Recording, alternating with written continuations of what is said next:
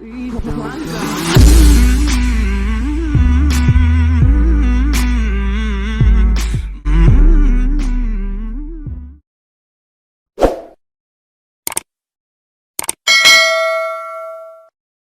dalam pikiran mama saya tuh Islam miskin, buruk gitu, suka berbuat kejam, berbuat jahat, terus mabuk-mabukan, yang perempuannya bagaimana. Menurut mama saya seperti itu, tapi mungkin dalam pikiran dia yang terutama tuh Islam itu miskin dalam pikiran mereka.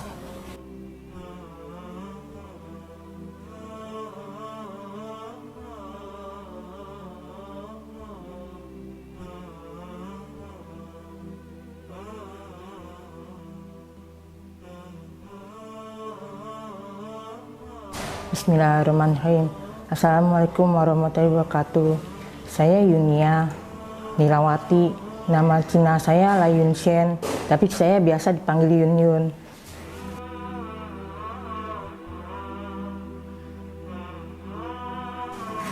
Dulu saya agamanya Buddha, ya karena ikut orang tua saja. Dan saya hanya ikut-ikutan. Itu ya saya lakukan ritual. Sepertinya hati saya nggak kosong gitu, nggak ada artinya. Saya bilang, ini ngapain ya, saya bilang gitu. Terus saya suka mikir, dunia ini siapa yang cipta, saya bilang gitu. Waktu itu kan dalam agama Buddha saya,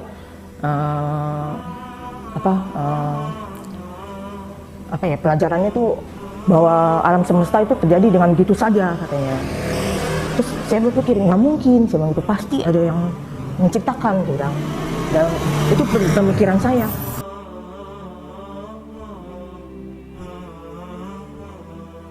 Waktu itu saya ikut teman saya kebaktian di kantornya. Terus saya juga ikut kebaktian di gereja dekat rumah. Sampai berjalan hampir setengah tahun kalau nggak salah. Tapi sejak saya ikut yang kebaktian itu saya juga nggak ada yang berarti gitu di hati saya, kosong gitu ya. Dalam menjalankan ibadah, waktu sebelumnya yang awal saya Buddha, saya kan tidak mengerti bahasanya. Juga saya tidak merasakan kesejukan di hati saya gitu, seperti kosong. Terus saya coba ke Kristen, dengan bahasa yang saya mengerti, saya nggak merasakan ketenangan juga. Saya merasa kosong. Saya juga waktu itu sebenarnya ngambang, saya bingung apa ya yang saya cari, saya bilang gitu.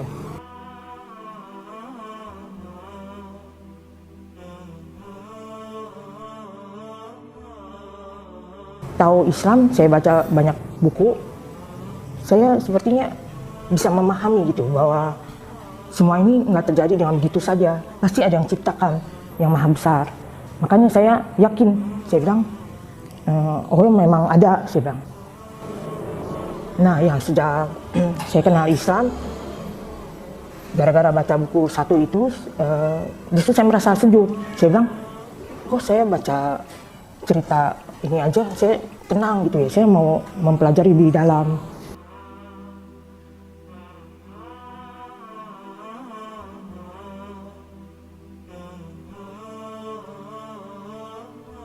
Tapi sebelum saya dulunya lagi saya masih sekolah, saya sering lihat teman saya tuh ini wudhu. Jadi sebenarnya saya itu ikut kursus. Jadi dari jam 1 sampai jam 4.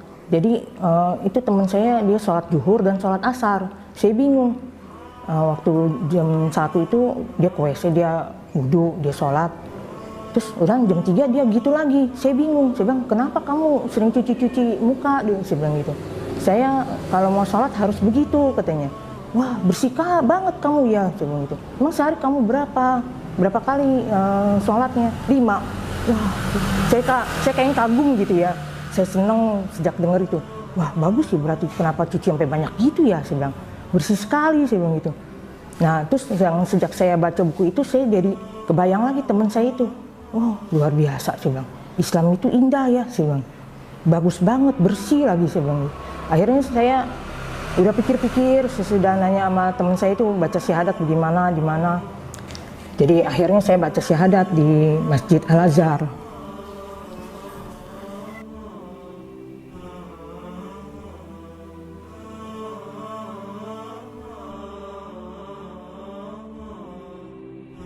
Saya diam-diam, orang tua saya nggak tahu.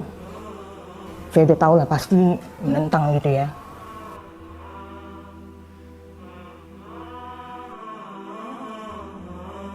Ya, saya mendapat banyak tekanan di rumah. Sampai satu waktu mama saya saking marahnya, dia lempar pisau ke saya. Terus dia bilang,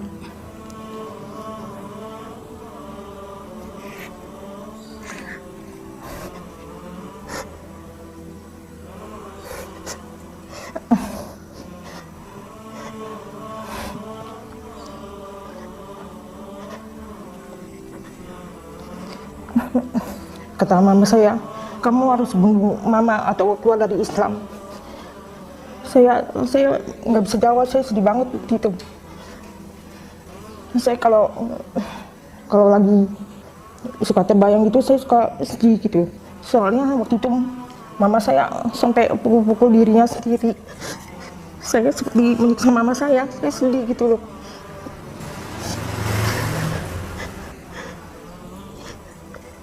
Kalau udah di mama saya udah begitu nekat gitu, saya kunci diri di dalam kamar, saya nggak berani keluar. Itu saya cerita sama teman saya itu yang ngajak saya masuk Islam.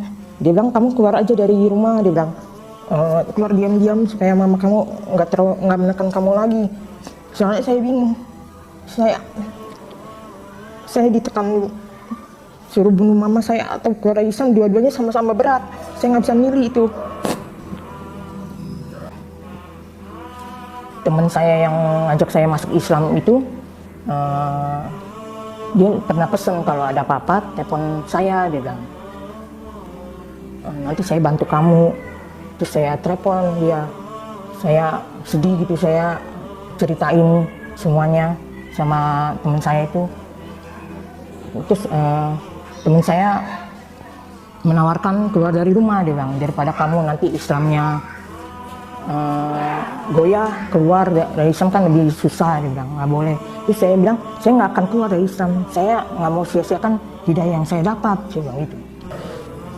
Terus akhirnya satu waktu saya diam-diam keluar rumah, saya kos di lain tempat.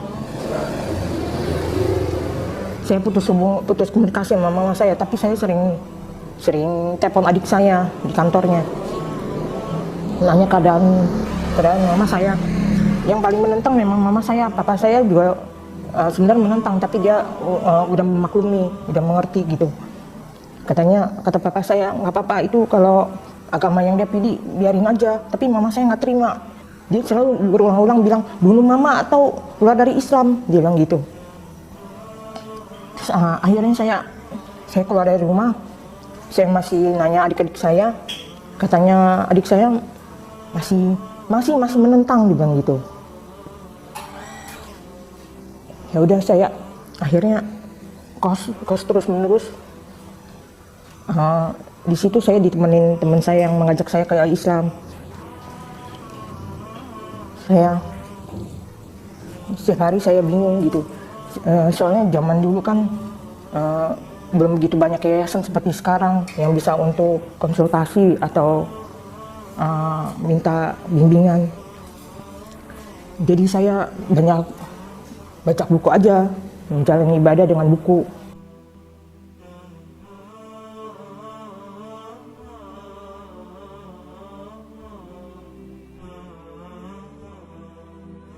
Iya, pernah saya sekali diajak ke dukun, kayak dukun yang orang Cina gitu, yang pakai hio-hio gitu. Saya pernah diajak gitu, saya udah lupa, naik mobil cukup jauh sih. Di situ dukunnya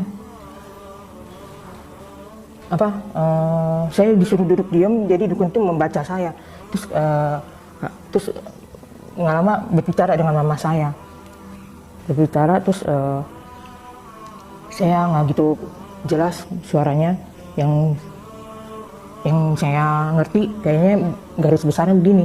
Dia bilang, ini anak tuh Islamnya kuat katanya.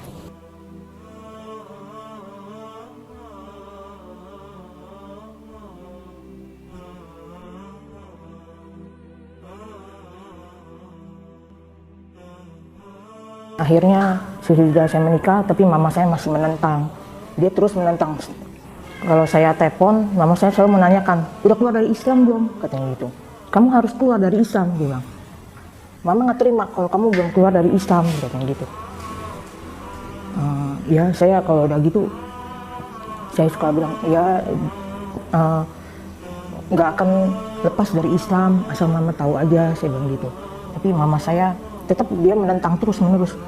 Sesudah saya menikah itu, saya akhirnya punya anak.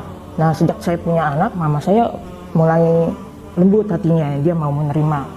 Jadi tapi kalau saya sembahyang, dia nggak kasih juga, dia bilang nggak usah begitu, nggak usah sembahyang, katanya gitu. Jadi saya kalau mau sholat saya suka diam-diam cari waktu. Itu kalau saya lagi berkunjung ke mama saya mau sholat nggak bisa, saya suka nyuri waktu di kamar pembantu saya sholatnya. Tapi bertambah waktu, mama saya kan ada sakit, dia suka sering konsul ke rumah sakit, jadi hanya saya yang bisa menemani, adik-adik saya nggak bisa, sibuk semua. Sepertinya mama saya juga jadi bagaimana gitu kali ya, soalnya dulu dia kan menentang saya, tapi akhirnya saya yang dekat sama mama saya. Jadi kalau di rumah sakit tuh lama, saya berjam-jam, saya suka bilang mau sholat dulu ya, saya bilang gitu. Terus mama saya suka, apaan sih kamu, katanya gitu. Nggak usah, temenin mama aja di sini, dia bilang. Akhirnya saya nyuri waktu, mau ke WC, saya bilang gitu. Saya dapat nyuri beberapa menit, 5 menit paling enggak lah, saya bisa sholat akhirnya. Itu jalan sampai 5 tahun saya bolak-balik rumah sakit itu nemenin mama saya. Sudah belakangan ini kalau mama saya lagi menemani mama saya bilang, "Ma, seperti biasa mau sholat dulu ya," saya bilang gitu. Mama saya akhirnya megang tangan saya, dia bilang, "Iya, kamu jangan lama-lama sholatnya," katanya. "Mama nggak takut sendirian," katanya gitu.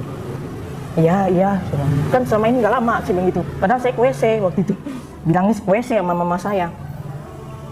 Ya, pokoknya sejak sebenarnya mama saya mulai lembut hatinya sejak saya punya anak. Dan udah anak kedua, mama saya udah semakin menerima gitu ya. Jadi kalau mau makan, saya kadang-kadang dikasih tahu, ini kamu nggak boleh makan, ada babinya, katanya gitu. Kalau papa saya dia nggak pernah menentang, nggak pernah bantah, juga nggak kelihatan mendukung juga, nggak ada pendapatnya itu. Tapi papa saya nggak menentang keras seperti mama saya. Kalau adik-adik saya, terserah kamu mau ambil jalan itu, ya terserah, itu jalan kamu, kata adik-adik saya gitu. Jadi akhirnya saya bertekad, saya nggak akan keluar dari Islam sama sekali, biarpun mama saya menentang terus-menerus. Jadi saya pertahankan. Alhamdulillah, tambah waktu, mama saya udah mulai menerima.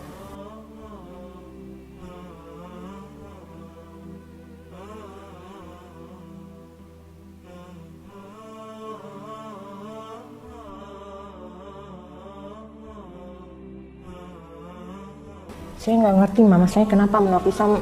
Mungkin karena pandangan dia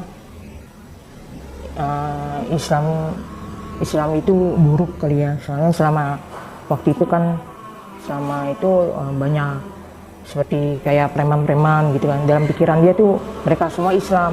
Ya mungkin memang mereka Islam, tapi Islamnya hanya nama saja. Tidak Islam sesungguhnya. Jadi dalam pikiran mama saya tuh Islam miskin, buruk gitu, suka berbuat kejam, berbuat jahat, terus mabuk-mabukan, yang perempuannya bagaimana. Menurut mama saya seperti itu. Tapi mungkin dalam pikiran dia yang terutama tuh Islam itu miskin dalam pikiran mereka. Itu karena mama saya belum lihat secara keseluruhan ya, cuma dari lingkup kecilnya saja. Juga kalau mama saya dibawa ke masjid yang besar-besar, pasti mama saya kagum kali ya. Saya juga belum pernah mencobanya itu.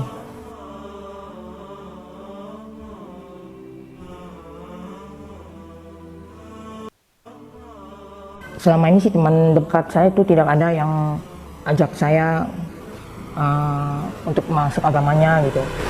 Cuma ada satu teman saya sempat komentar waktu itu, dia belum tahu saya Islam. Dia menceritakan temannya yang seperti saya juga mualaf. Dia bilang, kasihannya dia, kok dia masuk Islam sih, dia bilang gitu. Teman saya itu yang masuk Islam sebelumnya agamanya Kristen. Dia masuk Islam, saya tidak tahu ceritanya gimana. Tapi teman saya yang mengatakan bahwa mengatakan dia kasihan masuk Islam, saya diam saja, saya belum menanggapi gitu. Terus sudah beberapa lama kalau ngobrol-ngobrol, akhirnya saya ngomong, saya juga Islam. Oh, kamu Islam? Dia bilang gitu. Iya, kenapa? Saya bilang. Ya nggak apa-apa sih, jadi malu dia ternyata saya juga Islam. Tapi tidak ada, teman saya tidak pernah ada yang mengajak-ajak saya masuk agama lain gitu. Mereka bisa toleransi, bisa memaklumi.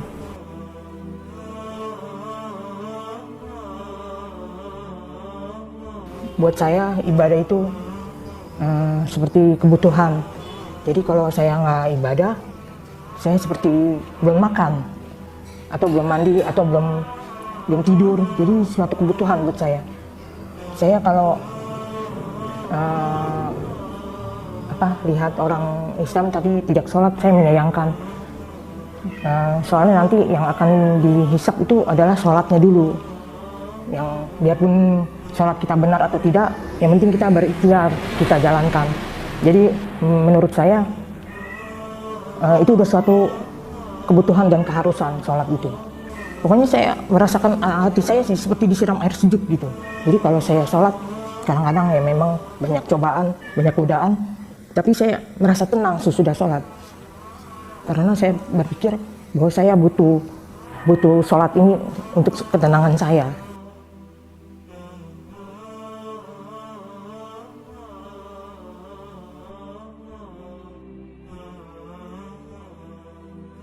Pengalaman saya ya waktu itu, karena saya seperti berjuang sendiri, saya tidak ada komunitas, cuma teman Islam saya saja yang ada di lingkungan saya gitu kan. Jadi saya memang susah buat saya waktu itu, tapi alhamdulillah saya tidak goyah gitu ya dari Islam.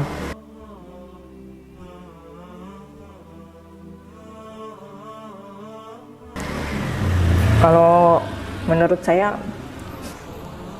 buat mualaf baru, mereka harus yakinnya bahwa Allah itu selalu menolong kita yang